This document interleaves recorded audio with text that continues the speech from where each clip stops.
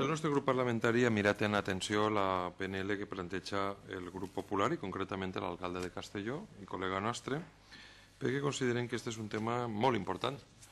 Coincidim en el que se senyala en l'exposició de motius que altres regions han tingut avantatges competitius per la inversió del govern central en infraestructures.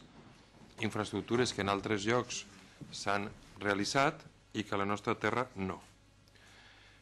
Hem de recordar que ja l'any 92 l'AVE va arribar a la ciutat de Sevilla, entre Madrid i Sevilla, i després les inversions i les prioritats dels governs centrals, siguen del PSOE o siguen del PP, siguen del senyor Felipe González, Aznar o Zapatero, han privilegiat altres zones de l'Estat. Per tant, estem, senyories, davant una situació de marginació econòmica evident pel que fa a les infraestructures i altres casos, però és evident en infraestructures. I això ens ha perjudicat. Des que el Partit Popular governa esta terra, està al capdavant del govern de la Generalitat, els valencians hem perdut posicions en Espanya, hem perdut nivell de renta, d'un nivell de renta equiparable a la mitjana espanyola, en aquests moments estem al 92% de mitjana en quant a renta a nivell d'Espanya, i alguna cosa ha tingut que veure la marginació sistemàtica del govern central, manen uns o manen altres, a la nostra terra. I això és una realitat. Més encara, quan tots sabem que ens juguem en gran mesura el futur, no només per l'AVE, sinó per el corredor mediterrani, i que del govern central no n'hi ha ni un sol euro a una infraestructura cabdal, com s'assenyala en l'exposició de motius, per al nostre sector productiu. No els amague si els dic que el meu partit, el Bloc i el meu grup parlamentari entén que caldria prioritzar en aquestes infraestructures més bàsiques, com és el corredor mediterrani i Rodalies, on ja hem pogut constatar que ni el govern de la Generalitat, ni el govern del PP, ni el govern central estan complint els seus compromisos en la presentació del pla de Rodalies a la nostra terra. Per cert, que s'han oblidat de la xarxa de Rodalies entre Castelló i Vinaròs, i això sembla que no li preocupa a l'alcalde de Castelló. Tenim altres prioritats, però també considerem una prioritat l'AVE. I en aquest sentit ens preocupa que una obra pública tan important com esta no se faça tenint en compte tots els requisits que sí que se tenen a altres terres. Ens preocupa que l'AVE d'entre Montilla de Palancar i la ciutat de València no tinga estudi d'impacte ambiental, senyories. I ens preocupa que no s'alce la veu per a reclamar el que és una exigència prèvia a qualsevol projecte constructiu. Ens preocupa moltíssim, perquè clar, el nostre poble té memòria de com s'han projectat obres públiques a la nostra terra i les conseqüències tan dramàtiques que ha tingut en les vides humanes, no només en els seus béns, sinó en les vides i en el nostre territori. I em parla concretament de la presa de Tous, que la sentència del Tribunal Suprem va determinar claríssimament la responsabilitat. Doncs bé, ens trobem davant una obra pública que s'ha fet sense tindre l'estudi d'impacte ambiental. I això ens preocupa. Senyor Moreno. Anem al cas. Ens preocupa. Està vostè de la qüestió. No, és que estem parlant de l'AVE. En una PNL i no està vostè parlant de la PNL per res. Jo ja dic que sempre autoritza a que s'il·lustren les compareixences, però clar, que se passa vostè fora 5 minuts parlant d'altra cosa que no és el fons de la qüestió. No, és que em sembla que és rellevant i el silenci que n'hi ha aquest tema, quan això és el que tenen que alçar tots la veu per exigir que es faci l'estudi d'impacte ambiental.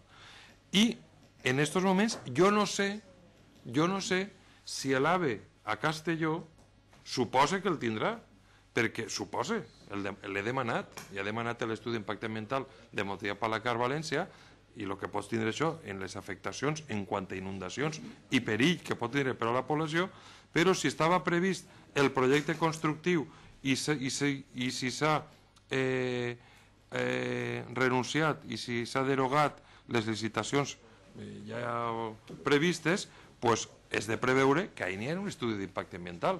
Entonces, jo estic disposat a aprovar esta proposta, però m'agradaria que se tinguera en compte per part del grup popular la inclusió d'una exigència en aquest sentit, és a dir, que d'acord que el segon punt que les Corts acorden al Consell i insta el Ministeri de Foment a que accelera la licitació, la tramitació, la data del 2014 per a l'arribada de l'AVE a Castelló, i jo afegiria ahí algo, tenint en compte la legislació ambiental i la declaració d'impacte ambiental.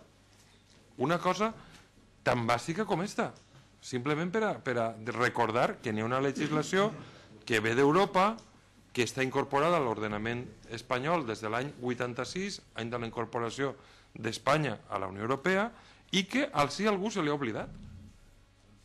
Li ha oblidat. Per tant, no sé les conseqüències, o sí, que pot tindre això en esta obra, però no m'agradaria que la imprevisió per part dels competents, en aquest cas del Ministeri, al realitzar una obra pública al nostre territori, fora d'esta magnitud, senyories. És que no n'hi ha justícia per als valencians. Ara ens hem enterat que així estem pagant una autopista cara i de peatge i en Madrid el govern central va a recuperar o va a indemnitzar a les concessionaris de l'autopista en 80 milions d'euros. És que, clar, per a tots n'hi ha, però per a sí, és que ni estudi d'impacte ambiental. Això clama al cel. En aquest sentit, jo crec, jo estic disposat a aprovar aquesta proposta de resolució si s'inclou una cosa que és recordar-li al Ministeri que ha de complir la llei. I l'execució d'esta obra s'ha de complir d'acord amb la llei, que és una evidència clara, però és que en altres obres no s'ha fet. I jo recorde que en aquest tram constructiu el meu grup parlamentari ha presentat propostes a aquestes Corts per evitar que l'impacte terrible, d'acord amb el projecte que n'hi ha plantejat que va tindre sobre l'Horta, van plantejar alternatives raonades i positives per a buscar un traçat que no fora tan danyí, sobretot a l'Horta de València i altres que podien tindre fins a Castelló, i per tant jo crec que estaríem a temps, ara que s'ha demorat i s'han rescindit contractes, estaríem a temps de mirar amb lupa el traçat constructiu per a que evite l'impacte tan bestial sobre el nostre territori i sobre l'Horta de València que ha tingut l'AVE motiu de palancar València, entre altres coses, per no tindre ni estudi d'impacte ambiental. Per tant, estic disposat a aprovar i a donar suport a aquesta proposta de resolució en la inclusió d'una cosa que des del nostre punt de vista és lògic i és bàsic. Moltes gràcies.